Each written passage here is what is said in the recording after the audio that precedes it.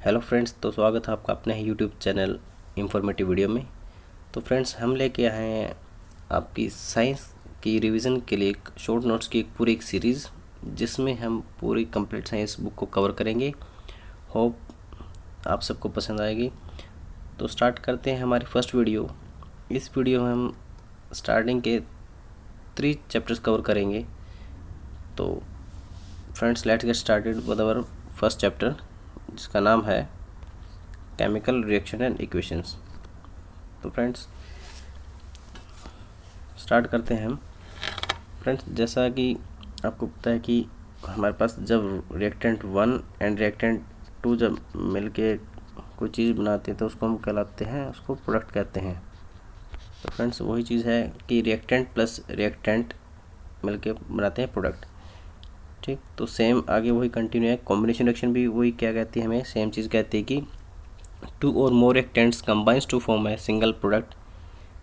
तो उसको क्या हम बोलते हैं, कॉम्बिनेशन रिएक्शन बोलते हैं। बढ़ते हैं आगे। Exothermic reaction.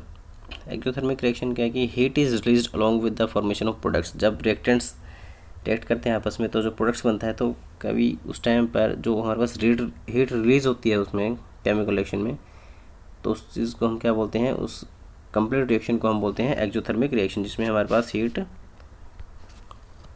हीट रिलीज होती है। ठीक है, हम आगे बढ़ते हैं। क्विकलाइम को हम क्या कहते हैं, CaO। CaO मीन्स क्विकलाइम, इसका केमिकल फॉर्मूला केमिकल ये है कि CaO इज़ क्विकलाइम।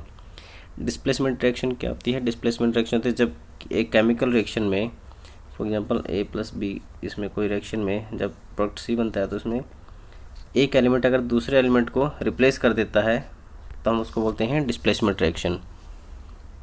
बढ़ते हैं आगे। Precipitation reaction. प्रेसिपिटेट क्या होता है, सॉरी, डबल डिस्प्लेसमेंट रिएक्शन क्या है, डबल डिस्प्लेसमेंट रिएक्शन है कि exchange of ions between the reactants. पूरी कंप्लीट रिएक्शन में जब आयंस की जब एक्सचेंज होती है रिएक्टेंट्स बीच में, तो उसको हम क्या बोलते हैं, डबल डिस्प्लेसमेंट रिएक्शन बोलते हैं। आगे है प्रेसिपिटेट रिएक्शन। प्रेसिपिटेट रिएक्शन क्या होती है कि प्रेसिपिटेट क्या होता है कि जो चीज़ किसी चीज़ में घुल नहीं पाती, फॉर एग्जांपल वाटर में कोई अगर चीज़ नहीं घुल पा रही तो उसको हम क्या बोलते हैं, प्रेसिपिटेट। वो क्या हो जाएगा, उस अपरेटस के या फिर जो टेस्ट ट्यूब जो भी हम जिसके अंदर टेस्ट ट्यूब कैरी कर रहे हैं उसमें क्या होगा, प्रेसिपिटेट, वो नीचे अवशेष जो भी हैं वो नीचे तली में जम जाएंगे, तो उसको बोलते हैं प्रेसिपिटेट। तो जिस रिएक्शन में हमारा प्रेसिपिटेट प्रोड्यूस होता है उस चीज़ को हम बोलते हैं प्रेसिपिटेट रिएक्शन। आगे है ऑक्सीडेशन प्रोसेस। क्या होता है, ऑक्सीडेशन प्रोसेस होता है कि जब हमारे पास ऑक्सीजन एटम्स की गेन होती है एंड उसी same at the same time hydrogen की लॉस होती है, एंड इसका अपोजिट होती है हमारे पास रिडक्शन। रिडक्शन में क्या होता है, हमारे पास ऑक्सीजन का लॉस होता है एंड हाइड्रोजन का गेन होता है केमिकल रिएक्शन में। नेक्स्ट है हमारे पास कोरोजन। कोरोजन क्या होता है, जंग लगना।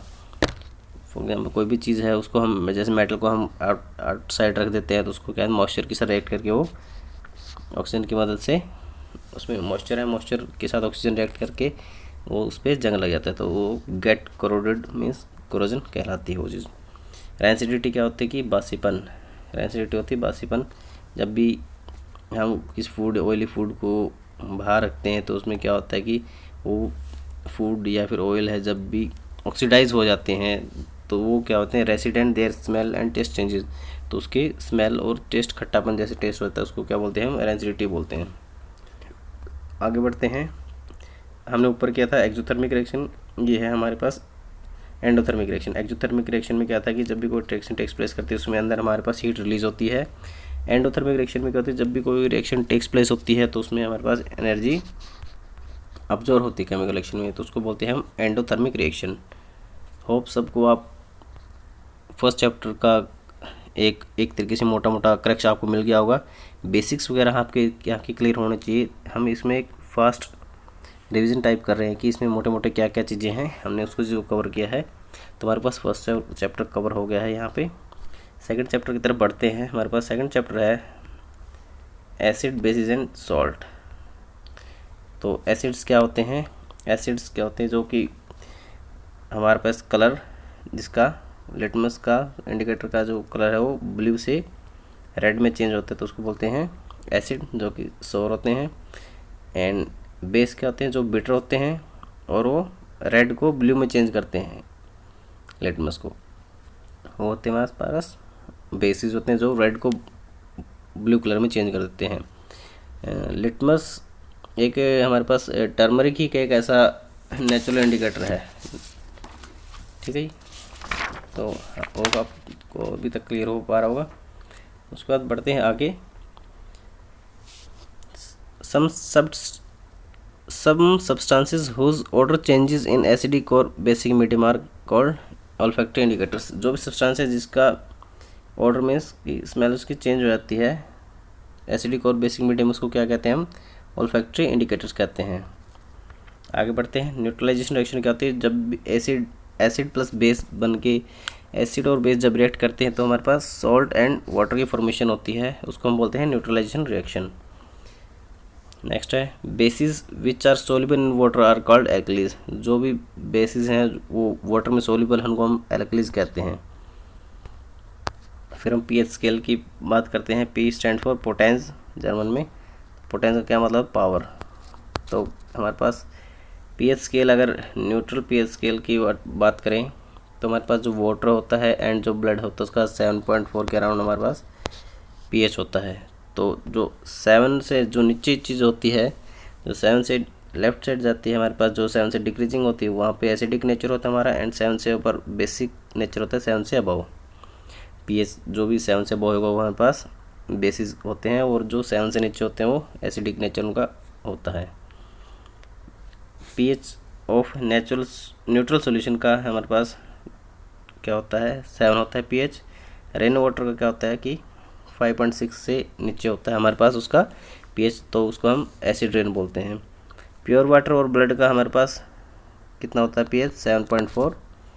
और जब भी पीएच हमारा 5.5 से नीचे आता है टूथ का, तो वो क्या होता है हमारे पास? टीथ डिके शुरू हो जाता है हमारा।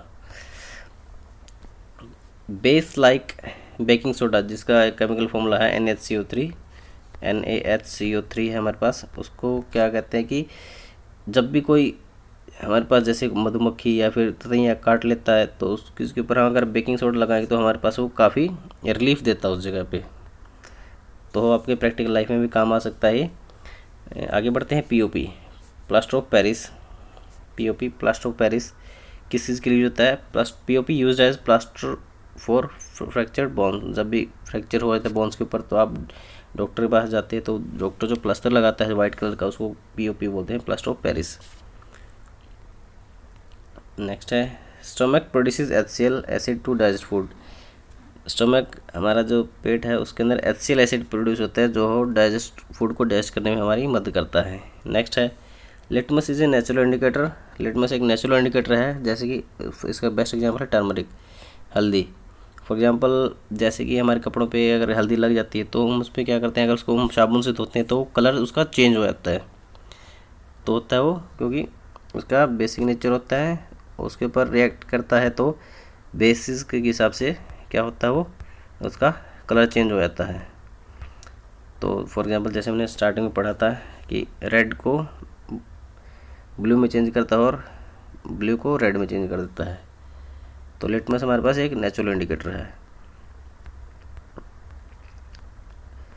तो यहाँ तक हमारे पास सेकंड चैप्टर कवर होता है। होप आप सबको क्लियर हो गया वो सेकंड चैप्टर यहाँ तक। पढ़ते हैं आगे हमारे पास नेक्स्ट चैप्टर की तरफ, मेटल एंड नॉन मेटल्स में। इस वीडियो हम 3 चैप्टर ही कवर कर पाएंगे ताकि वीडियो हमारे पास ज़्यादा लंबी ना हो। तो स्टार्ट करते हैं। हमारे पास थर्ड चैप्टर एलिमेंट्स को किस एलिमेंट्स को दो चीज़ में डिवाइड किया गया, मेटल्स और नॉन मेटल्स की। आप मेटल्स और नॉन मेटल्स की काफ़ी प्रॉपर्टीज़ होती हैं, आप उसको एक अपने तरीके से आप पढ़ सकते हैं इजी वे में। तो इसे हमारे पास डिफरेंसेस आप उसकी याद कर लीजिए, मेटल्स और नॉन मेटल्स में क्या क्या डिफरेंसेस होते हैं। नेक्स्ट बढ़ते हैं। मेलेबिलिटी क्या बोलते हैं? जब भी मेटल्स को हम सीड्स में पीट के उसको सीड्स में जब चेंज हो जाते हैं तो उसको हम बोलते हैं मेलेबिलिटी एक मेटल की। डक्टिलिटी क्या है? जब भी एक कैपेबिलिटी या एबिलिटी होती है मेटल्स को किस में चेंज करने की, थिन वायर्स में चेंज कर देते हैं उसको, तो हम वो डक्टिलिटी कहलाती है उस चीज़ की। आगे बढ़ते हैं। हमारे पास नेक्स्ट है metals are good conductor of heat and have high melting points. Friends जैसे मैंने आपको पहले ही बोला कि मेटल्स एंड नॉन मेटल्स के बीच आप डिफरेंसेस को प्लीज़ याद कर लीजिएगा। तो best conductor of heat and best conductor of heat कौन से हैं? सिल्वर कॉपर है वो बेस्ट कंडक्टर ऑफ हीट होते हैं हमारे पास।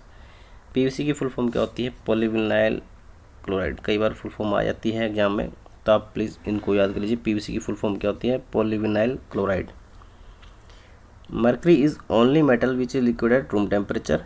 मरकरी क्या ऐसा मेटल है जो कि रूम टेम्परेचर पे लिक्विड होता है। एंड ऐसे ही ब्रोमीन हमारे पास एक नॉन मेटल है जो रूम टेम्परेचर पे लिक्विड होता है। तो मेटल और नॉन मेटल के बीच आप कन्फ्यूज मत होइएगा। मरकरी और ब्रोमीन के ऊपर एक क्वेश्चन आ सकता है, इंपॉर्टेंट है, आप प्लीज़ याद कर लीजिएगा इसको। एनोडाइजिंग क्या होता है? Anodising is a process of forming a thick oxide layer of aluminium. Corrosion को बचाने के लिए, जंग से बचने के लिए हमारे पास क्या होता है? एक एनोडाइजिंग प्रोसेस होता है जिसमें अंदर क्या करते हैं, हम एल्यूमिनियम की एक थिक ऑक्साइड लेयर बना देते हैं ताकि जंग से हमारे पास प्रिवेंशन हो सके। नेक्स्ट है रॉयल वाटर। रॉयल वाटर क्या कहते हैं? इसको एक्वेरियस भी बोलते हैं। इसका क्या चीज़ होता है कि HCl + HNO3 नाइट्रिक एसिड होता है। ये कहते हैं हाईली कोरोजिव होते हैं, जो कि डिजोल्व और प्लेटिनम को भी घोल सकता है, वो होता है रॉयल वाटर। तो एक आप इसको याद कर लीजिएगा, रॉयल वाटर क्या चीज़ होती है। बाद में हमने डिस्कस किया है इलेक्ट्रोलिसिस क्या प्रोसेस होता है। एनोड और कैथोड, यहाँ पे हमारे पास एनोड है, यहाँ पे कैथोड है। इम्प्योर मेटल को हम यहाँ पे एनोड पर लगाते हैं। उसके बाद हम जब करंट पास करते हैं तो क्या होता है? इलेक्ट्रोलिसिस में करंट पास करते हैं तो प्योर मेटल हो कैथोड पे है, कैथोड में पे चला जाता है, प्योर मेटल कैथोड पे चले जाता है। एंड आफ्टर दैट क्या, जो प्रेसिपिटेट है, जो भी एनोड के नीचे मड बन जाती है, तो प्रेसिपिटेट जो भी है यहाँ पे, वो यहाँ पे मिलेगा आपको। एनोड के नीचे आपको प्रेसिपिटेट इकट्ठा हो जाता है, तो ये इलेक्ट्रोलिसिस प्रोसेस कहलाता है। कोरोजन हमने लास्ट चैप्टर में डिस्कस किया था। आगे नेक्स्ट है टर्म है हमारे पास गैल्वेनाइजेशन क्या होती है। गैल्वेनाइजेशन क्या होती है कि गैल्वेनाइजेशन की प्रोसेस है जिसमें क्या करते हैं हम, prevention of steel and iron from rusting bye thin layer of zinc. Steel and iron को हम जंग से बचा सकते हैं कैसे? जब उसके ऊपर हम एक थिन लेयर ऑफ जिंक अगर उसके ऊपर प्लेटिंग कर देंगे तो हमारे पास गैल्वेनाइजेशन प्रोसेस कहलाता है, स्टील और आयरन को बचाने के लिए जंग से। ठीक है, आगे बढ़ते हैं। अलॉय क्या होता है? जब मेटल एंड मेटल जब कंबाइन होते हैं तो अलॉय कहलाता है, या फिर एक मेटल या फिर नॉन मेटल कंबाइन करते हैं तो उसको अलॉय कहलाता है। आगे बढ़ते हैं। Aluminium oxide and zinc oxide क्या आती है? इनके पास एल्यूमिनियम ऑक्साइड और जिंक ऑक्साइड एक ऐसी चीज़ है जिसमें हमारे पास एसिडिक एंड बेसिक नेचर का दोनों होता है। ठीक है, तो जिनके पास बोथ नेचर होता है उसको क्या कहते हैं? एसिडिक और बेसिक नेचर जिसका हो उसको बोलते हैं एम्फोटेरिक ऑक्साइड्स बोलते हैं हम उसको, तो आप याद कर लीजिएगा। आगे बढ़ते हैं। रोस्टिंग क्या होता है? रोस्टिंग होता है conversion of sulphide ores into oxides in presence of excess air. Conversion जब होती है हमारे पास सल्फाइड और की ऑक्साइड्स में एक्सेस एयर की प्रेजेंस में, तो वो रोस्टिंग कहलाती है। एंड सिमिलरली हमारे पास कैल्सिनेशन क्या होती है? कैल्सिनेशन होती है जब भी कन्वर्जन ऑफ कार्बोनेट के ओर को जब हम ऑक्साइड्स में कन्वर्ट करते हैं हीट के माध्यम से, पर एक लिमिटेड एयर में जब कार्बोनेट ओर को हम हीटिंग प्रोसेस से कन्वर्ट करते हैं तो कहलाता है प्रोसेस कैल्सिनेशन। तो फ्रेंड्स यहाँ तक हमारे पास तीन चैप्टर कवर हो गए हैं। हमने इन 3 चैप्टर्स की काफ़ी मोस्टली जो NCERT की बुक से ही नोट्स बनाए गए हैं, प्लीज़ ध्यान रखिएगा इसका, क्योंकि जो नोट्स बनाए गए NCERT की बुक से ही बनाए गए हैं। तो नेक्स्ट वीडियो में हम फ्रेंड्स अगले नेक्स्ट 3 चैप्टर्स कवर करेंगे। अगर आपको वीडियो पसंद आई तो फ्रेंड्स प्लीज़ चैनल को सब्सक्राइब कर देना ताकि हम आपके लिए नेक्स्ट वीडियो बहुत जल्दी लेके आ सकें। Okay friends, thank you.